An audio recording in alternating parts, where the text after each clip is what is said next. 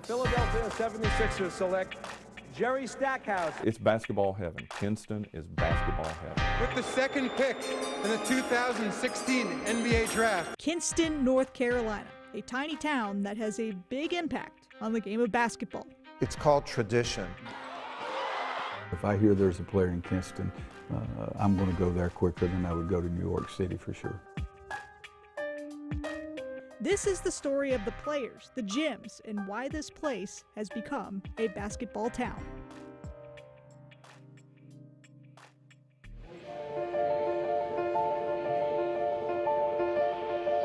Brandon, he means a lot in Kinston. We grew up with him since middle school. He's about to go to the NBA. It's amazing, you know, the support that he has in the community, and we're just very proud of him. Here's Adam Silver. With the second pick in the 2016 NBA draft, the Los Angeles Lakers select Brandon Ingram.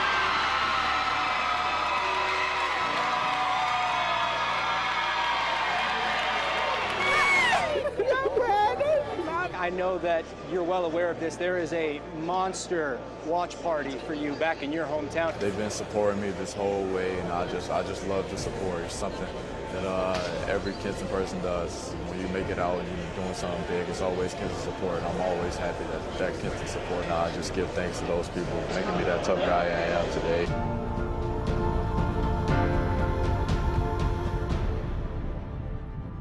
Kinston, North Carolina has a population of just under 22,000, and somehow Brandon Ingram is the 8th player who calls this city home to be drafted or play in the NBA. 7 of those players went to Kinston High School, meaning over the last 50 years, 1 out of every 100 Viking players has made it to the league. It's extraordinary. If you think about the percentage, I talk to kids a lot about going into gyms. You go into a gym and you talk about the opportunities maybe to get to the NBA, and what you say is, you look around this gym, there's 19,000 seats.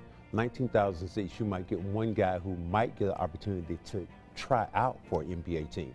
But you look at a small town like Kinston, the odds are extraordinary. You get the list of 1 out of so many 100,000 make it.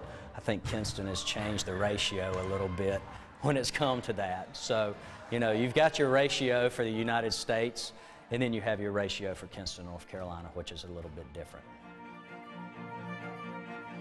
9 seconds on the shot clock, 5 minutes to go, third period. Maxwell has another rebound and another 2 points, and a chance for a three-point play. Cedric Cornbread Maxwell started it all. Drafted in 1977 by the Boston Celtics after leading UNC Charlotte to the Final Four. There's a pride factor that I love the game. I love the fact that I was a standard bearer. And I love the fact that a lot of people have come from Kinston who've done extremely well in professional rank. Dean Smith had this thing one time where he talked about me when I actually went into NBA, and they didn't really know who I was. And he said, we have a saying right now, it's called the cornbread run. We're not missing out on any kids in Eastern North Carolina or North Carolina without really looking at them or getting an eyeball on them. When I hear that there's a really good player down at Kinston, you know what that means? That he's really a good player. And so then we just go and check it immediately kind of thing. That's what brought Jim Valvano to Little Kingston in the early 80s, a guy by the name of Charles Shackelford. Kinston's Charles Shackelford, a guy who can go up and get the ball. But there are a lot of 6'8" high school players who can rebound. The challenge for a college coach like NC State's Jim Valvano is to decide who can tough it out in the crowded ACC. Valvano thinks Shackelford can play. Shackelford went on to NC State and later became Kinston High NBA player number 2, drafted in 1988 by the New Jersey Nets.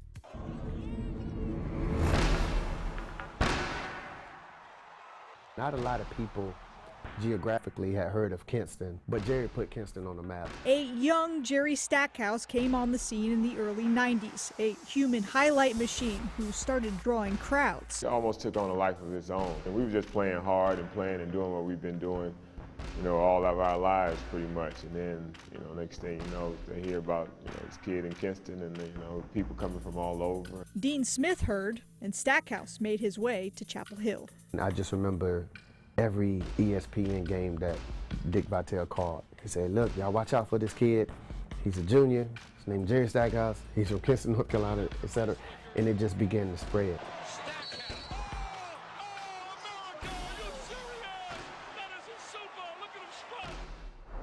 Sometimes you get that hard-nosed kid that's a rim attacker that's mean, and you can just tell it he's got the it factor, which was Jerry, who I played against him in high school, and he's a hard-nosed player. You knew that one day he was going to be something special. I hated everybody, you know, when I was coming up. You were a competitor. I was the ultimate competitor, I think. You know, I think that's one of the biggest compliments that I've ever gotten. You know, it was from Dean Smith. I was reading a book, and he was like the two biggest competitors that he's ever coached was myself and Michael Jordan. You know, and I don't need any more accolades than that. With the third pick in the 1995 NBA draft, the Philadelphia 76ers select Jerry Stackhouse from the University of North Carolina. Jerry has set that example of being proud of where you're from, being, you know, proud of being from Kinston, and he loves wearing Kinston gear. Jerry Stackhouse was a person that actually showed me from a small town that you can make it to the NBA. So I think I took a lot of his guidance, and I think he was some of the reasons that I actually stuck with the game to be able to make it out of Kinston. Reggie Bullock grew up watching Stackhouse become a legend, and he decided to follow the same path. After 2 state titles at Kinston High, he left for UNC to play for Roy Williams. I was from an area, you know, it's pretty much everything is faced against you. It's a lot of adversity, but I pulled through. I stayed with my craft that I had. I had a lot of guidance around here.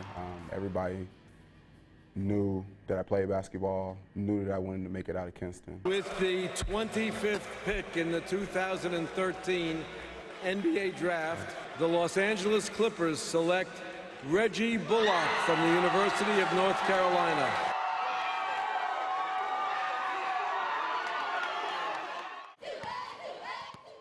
Other guys on that Kinston NBA list: Herbert Hill, drafted by the Utah Jazz in 2007. Tony Dawson, who played for the Celtics, and Mitchell Wiggins, a first-round pick in 1983. For them to be such a small rural area in population, they've produced talent that's equivalent to the capital cities of North Carolina. Not only Raleigh, but I consider Charlotte somewhat of one of the capital cities in terms of population.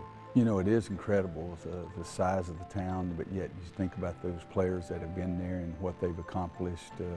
It's phenomenal. I think it's got an element that, you know, there's a wow factor. I mean, even for people that don't want to admit it, I think when you walk in here and you see the historical just component of just, wow, look at the amount of people who've come through here and have been amazingly successful, and the players that they've produced. It's called tradition.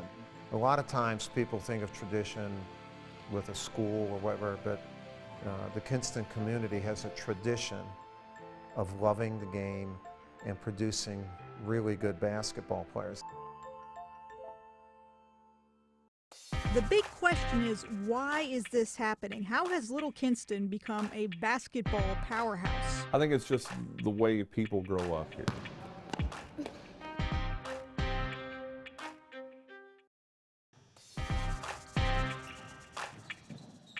Kinston used to have a sign that said, pure artesian well water. Maybe that's what it was, but it's always been one of these places where kids always grew up playing. It might be the water. That's the popular answer I've gotten for what is going on here in Little Kinston and how it's become a pipeline to the NBA.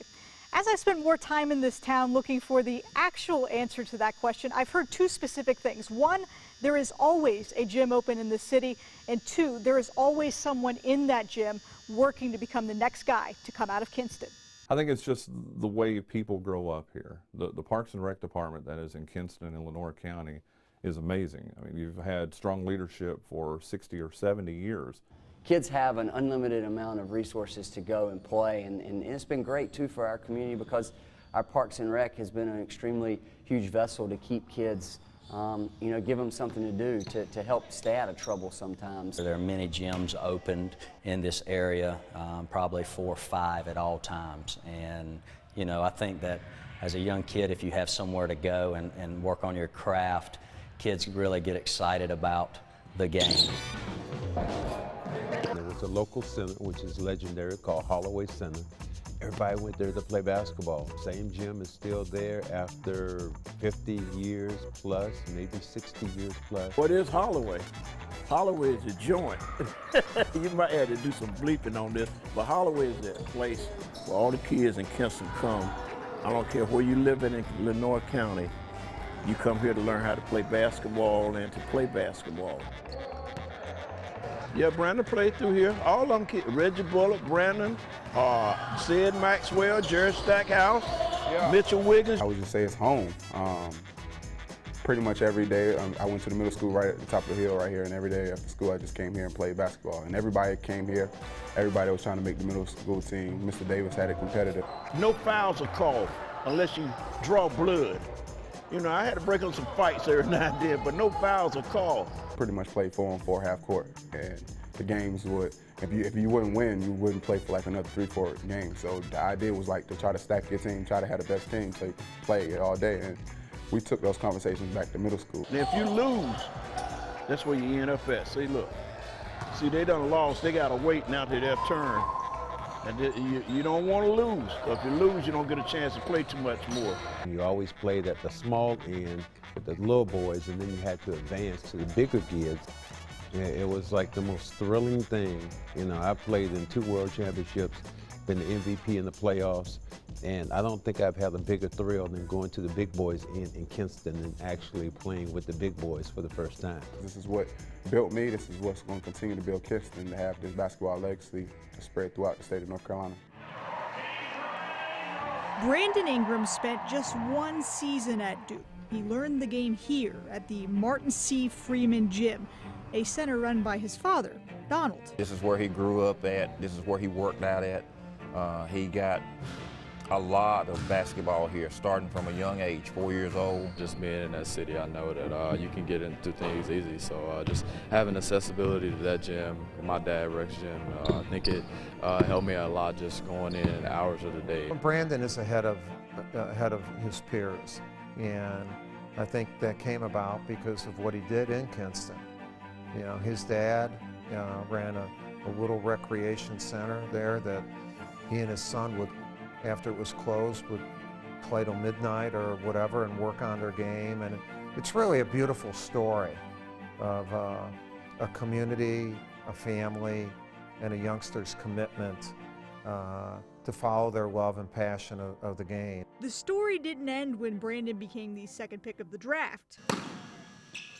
Less than 2 weeks after he put on the Lakers hat for the first time, he was back in Kinston at the high school, working out with who else? Jerry Stackhouse, generations united by the game. That's what got us here, you know what I'm saying? We're not going to sit around and talk shop, you know, we need to get in the gym and get better, you know what I mean? As soon as I came home, I was like, man, where you at?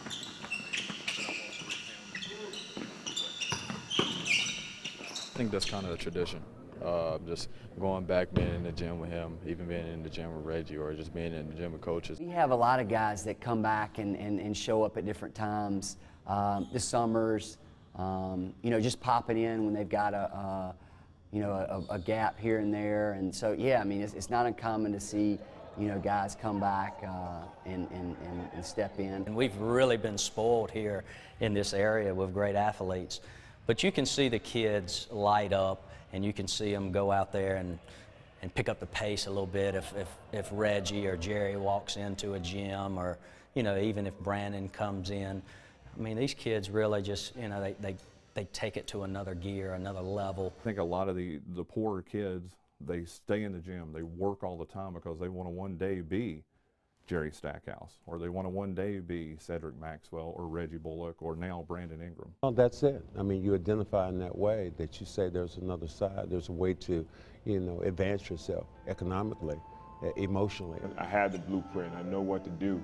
So I almost feel like them not being successful is on me, you know, because it's my job and my responsibility to share with them and you know, and be a, you know, somewhat of a disciplinarian to them. You know, I think I do a good job of balancing that. Just the experience of it being a small town, but knowing these guys personally and seeing how they progressed and how they made it, it gave him more, you know, willpower and a goal that he was trying to reach. The kids around here are just used to it, and they really believe that they're going to be the next one of them. Basketball success has been incredibly consistent in Kinston for 5 decades, while the rest of the town has changed drastically. I can't fathom what I'm seeing now.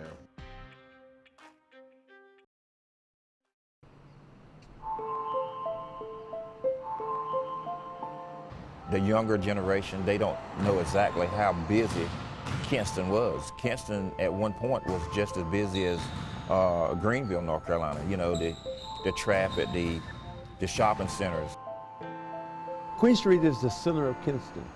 One time when it was a big shopping area, they used to call it the Magic Mile. So you could shop and get anything. The economy has not been kind to the city of Kinston over the last few decades. Businesses have left, crime has been on the rise, and population has been on a steady decline. Through all of that, basketball has been the steady uniting force for the community. It's very different. We reminisce, you know, with my friends, and, you know, we talk about different places that used to be here.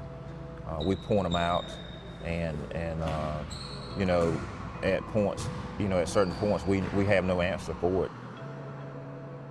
Kinston was one time declared the tobacco capital of the world, I mean, back in the 50s and 60s. And we all know what happened to tobacco. When I came here, our industrial softball leagues had 17 industrial teams. There were shirt factories everywhere or cotton factories everywhere. And that went down to where we only had 2 or 3 industrial league teams. It's a little disheartening, you know. I think the plant leaving when DuPont shut down, that was a big hit to the economy here. You start to see kind of an exodus of people out of the city, and you know, now you're seeing the negative effects of it now. You know, with kind of crime. I go on Facebook and I see, you know, there's another shooting in Kinston. Kinston police found a shooting victim dead on the property of a church. The victim, 18-year-old Antonio Hines, was reportedly shot at Bill Fay Park just after 5 tonight.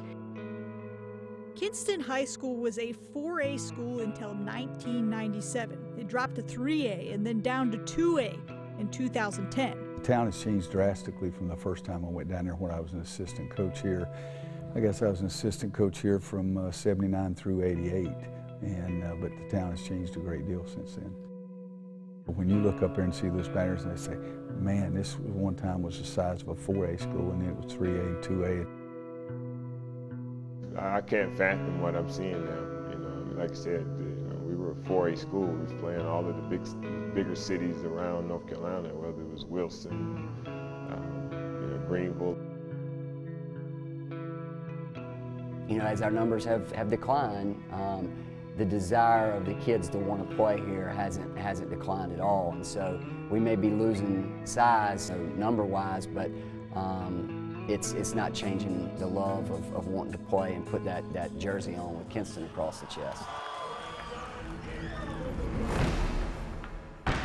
Playing for, you know, Coach Paul Jones was like a goal of mine. You know, all my older brothers played for him, and so I just felt like it was a kind of rite of passage to come behind them and kind of do some of the same things. I'll tell you what I really love about that city, and I think we need more of this. There's not a lot of kids that grow up dreaming to play for their local high school anymore. And I think that produces a pride, it produces a respect, it produces an appreciation. It also produces championships. Kinston High School has won 11 state titles, including a run of 4 straight when Brandon Ingram was playing for the Vikings.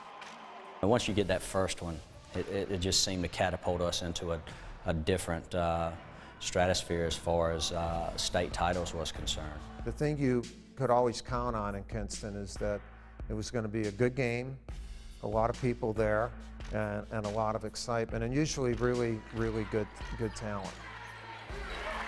You know when you get a kid from Kinston High School that you're getting a kid that's accustomed to winning, that's concerned with winning, and he has a toughness that's going to produce wins for you.